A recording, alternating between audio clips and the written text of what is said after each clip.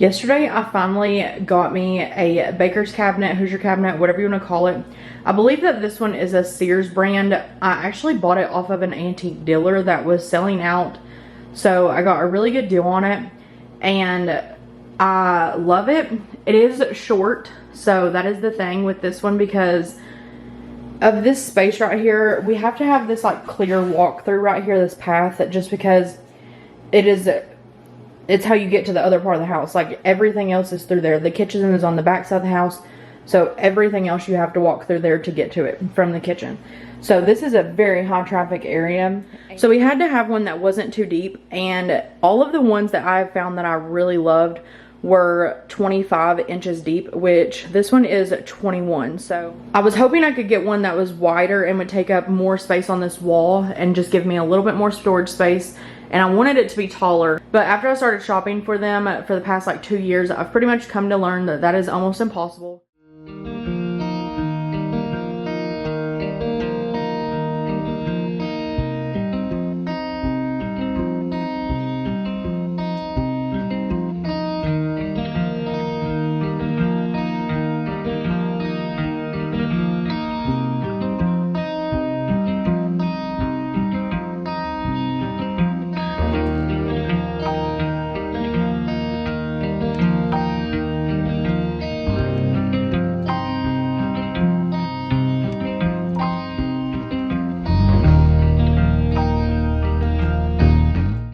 So I just now finished staining and cleaning the enamel top on this, and it looks so much better.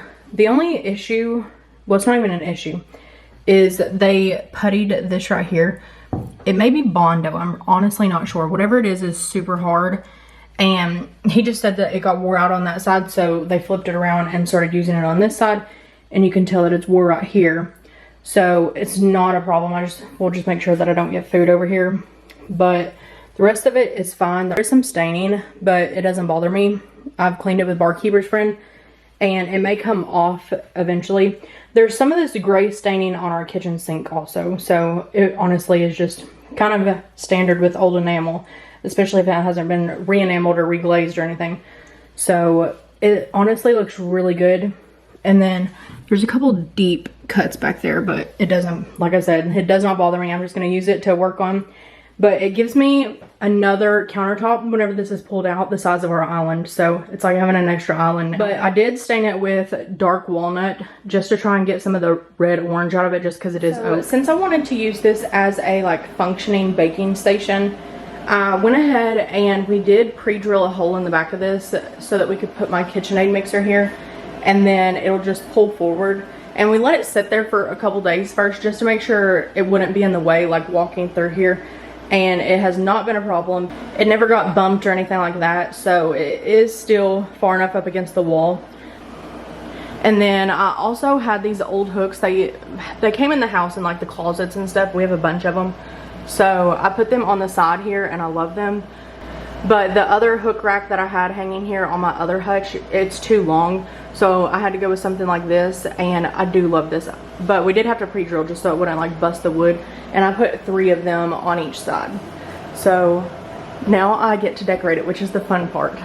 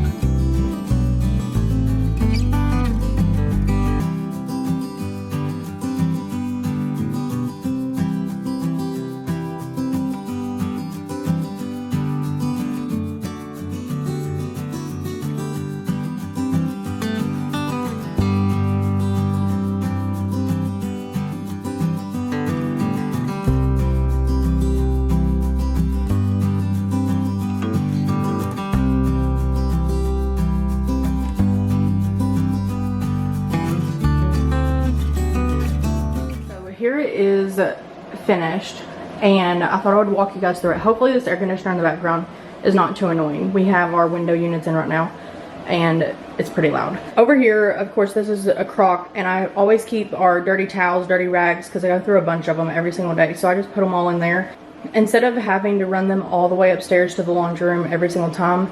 So I just put them in there, and then at the end of the night we take them all up.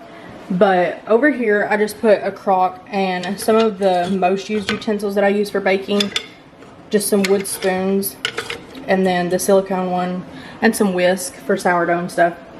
And it is in front of the flour door, but whenever I pull this forward, it pulls it out far enough to where the door automatically opens. So every time that I go to start making something, I always pull this out anyways. That's what I've done so far. It seems to work really well. So this really is not in the way. By the time you pull the countertop out, then the door swings perfectly.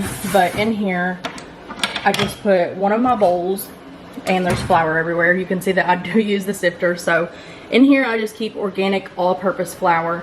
And because we do get the flour mites, whatever they're called, I can't even remember, but they're called something, and they get in everybody's flour. So we get them pretty bad here. So I only put one bag in the flour sifter up here for now, and we'll see how it goes, because I do not want to get those bugs because it ruins your flour. And then I just have some eggs, some sugar. That is self-rising flour, which I make it from our all-purpose organic flour. But sometimes if you don't sift it enough times, then it'll get the clumps because of the baking powder and stuff. So I do go ahead and like sift that a bunch and put it in its own separate container for biscuits. And then that is organic wheat flour. And of course we put our KitchenAid here, and the same thing with it. By the time it gets pulled out, you have plenty of room. I'll see if I can do it really quick.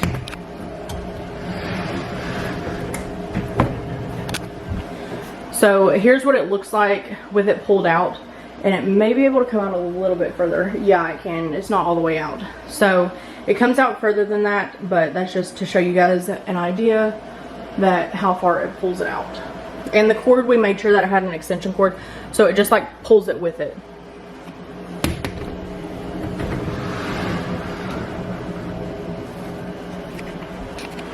Okay, and then up here, this does have a latch back here that you have to press to open this door, and it goes like this, and you just press that. I do like it, and then sometimes if you don't slam it, like it won't close it all the way. So if you're in a, like usually whenever I'm baking over here and just in a hurry, I don't close it all the way, but you just slam it and it shuts all the way. But up here I put the food scale for sourdough, a bench scraper, measuring cups and spoons, brown sugar, powdered sugar, yeast, white chocolate chips. This is iodized salt. I just put it in this little tiny crock just because I do not use the Redmond real salt in our baking. Even if I get the fine and try and blend it up myself, it still leaves like a gritty texture whenever I'm baking. So I do use iodized salt in all of our baking. And then baking soda, baking powder, all of my extracts, so like lemon, vanilla, almond, stuff like that, cupcake liners, and then up here are all of my common spices that I use for baking. So there's honey, ground nutmeg, cinnamon, cream of tartar, and allspice. I really don't use that many during baking, but if I do, then they're all right there in the pantry. So that's really nice that it's close. And then on top, I just kept with our rolling pins just because that worked really well on the old hutch. A bowl, which I want to find something else to put here in the middle, but I do love having bowls stacked up here so that I can just grab them and use them. And then our cake stand.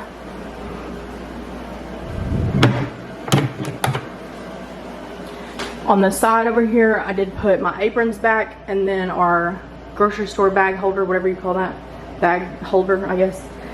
And then on this side, I put our egg basket and then a floss water. Down here in the bottom, I put quite a bit of stuff actually. I took a lot of this stuff out from underneath our stove and put in here just because it made more sense to me to have it under here, and I could just go ahead and grab it and use it, because this is where I always like fill my cake pans and stuff instead of having to get it out of the bottom of the oven. So I do still have my sheet pans in the oven, but everything else I put over here, and so far I'm liking it a lot. But over here I have cupcake and muffin tins, cooling racks, These are the smaller loaf pans, just the basic stainless steel ones.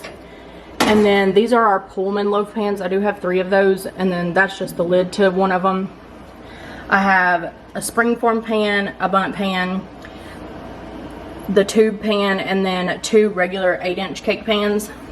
And then all these are really light, especially these on the bottom, so I don't mind setting them on this just because it's not the strongest piece of whatever this is. It's like a very, very thin sheet of wood.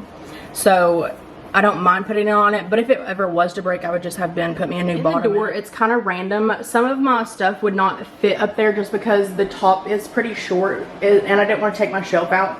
So I did put some of my taller things down here. So this is just a pastry mat that I use sometimes. This is beef gelatin, extra baking powder, vanilla. This would not fit up there. Extra yeast, which probably actually needs to go in the freezer, and then spray oils, and then just olive oil. In the top drawer over here, I just put our silverware. This drawer does not glide the best, so I put that butcher block stuff on it, but I can't find my beeswax right now, so I have to go find my beeswax so I can put that on there. And then in this drawer, I just put some flour sack towels and then some heat pads, or just whatever I need those for. And then down here is nothing. It's the metal drawer, so I really don't know what I'm going to put in there yet, but I haven't really thought of anything, but it's there if I need. But in here in the dining room, we do keep this chair here, and then I just put this little rug here just because it does have casters and I don't want it to scratch the floor. And we did take out our big rug in here just for the summer, just because we had a lot of people over, and that rug had fringe on it, like right through here through the walkway, and it was getting destroyed from people, because we don't make people take their shoes off just because the other part of the house is not finished. And to get to the bathroom, they have to go upstairs to the unfinished part. So we do not make them take their shoes off or anything, and always they come through the back door, and there's really nowhere to put your shoes. So they just keep their shoes on. Over here in the corner, I did put the hutch over here just because the other one was so short. So it draws your eye up instead of it making like seem short and stumpy, if that makes sense. Even my mom came in here and she was like, oh man, I really like that in here because it makes you look up instead of just being short. Because before, the hutch probably came like right here, right above that chair, not much. And now it just draws your eye up. And I didn't really change any of the decor. Whenever I get time, I probably will. But it's all the same right now. And then I did add in a few of my crock bowls.